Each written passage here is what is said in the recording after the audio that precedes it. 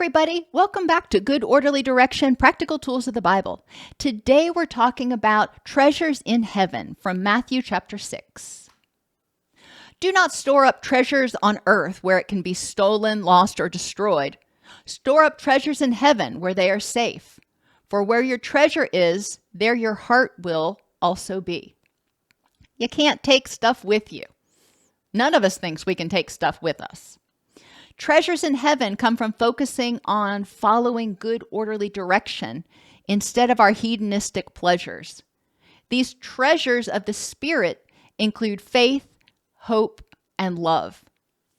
When people start focusing on being more loving, using their energy to embrace one another, using their energy to create a supportive community, they start to recognize that they don't need stuff as much. Stuff is a distraction from relationships. It's a distraction from our own heart. It's a distraction from our own thoughts if we replace it or try to cover it up with stuff. So how does following good orderly direction fill us with faith, hope, and love? Well, if we are using prudence, then we are looking at all the stuff we have and deciding, what is it that we need? Is this going to help me feel safe, feel loved, feel happy? Or is it just a fleeting desire, if you will? Is it going to help me achieve that abundance and that calmness of spirit that I'm hoping for?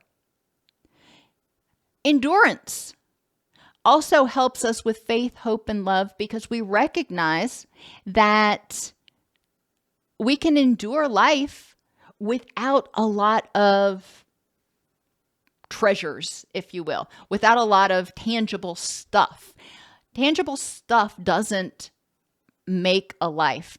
And it was really driven home to me several times, but most recently when our neighbor's house burned down and they lost everything. She lost all their baby pictures because, she's my age. So baby pictures are actually still from a camera.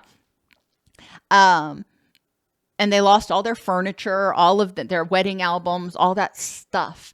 But her response was, well, it's just stuff.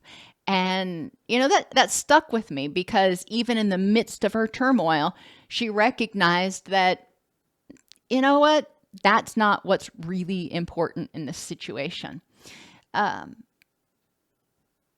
When we follow good orderly direction, we're more respectful to others and ourselves, and we start forming these boundaries, forming these relationships, these bonds that help us feel loved, that help us feel fulfilled. What we were trying to feel by getting a bunch of stuff, we're actually starting to feel because of those relationships.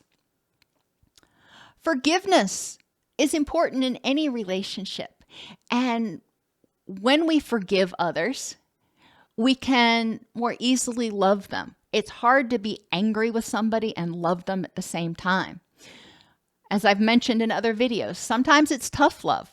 Sometimes we can love them, we can forgive their behaviors, but we learned from their behaviors that they're not safe to be around. So we love them and have compassion for them from a distance. We say, I love you, I want the best for you, but I can't be around those behaviors right now. Earnestness helps us with faith and hope.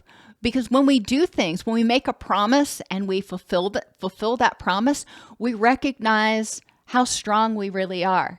When we're surrounded by other people who have made similar promises and also fulfill those promises, oh my gosh, how amazing is that to be surrounded by people who are acting lovingly for the sake of acting lovingly and supporting one another, building hope and faith in one another because you're doing what you said you're going to do because you're doing it for the right reasons, not because you're doing it with ulterior motivations. When we have compassion, it fills us with hope and love. We can get angry at people who are angry. Does that do any good? No. If we have compassion for them and think, oh my gosh, how dark must it be? How scary must it be in their mind, in their head, to be that angry and that unpleasant all the time? Because that's probably how they perceive everybody else in the world. If we can have compassion on them, or with them, for them, whatever word I'm thinking, it helps fill us with love and gratitude that we're not that dark on the inside. It also helps us release our anger and be more forgiving. Being truthful with ourselves and others. Oh my gosh, this is so important because, as I mentioned in the last video, people cannot read your mind and you can't read other people's minds. You need to be truthful with yourself to figure out what you need, and you need to be truthful with others about what you need from them.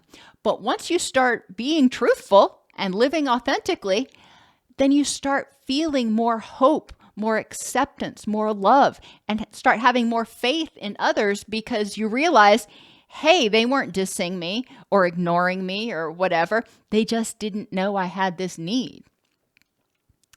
And being selfless, giving credit where credit is due and putting pride on the back burner to ask for help when we need it, also strengthens communities. They've actually done studies that have shown that relationships are actually strengthened when somebody can help their friend rather than weakened. Now, obviously, if it's a lopsided relationship and one person's always doing the helping and the other person's always doing the needing, that's not helpful. But when there is a reasonable give and take, it's helpful. I had a professor in college who said that he and his wife kind of worked on a balance scale. Whenever she was devastated, he was able to be strong.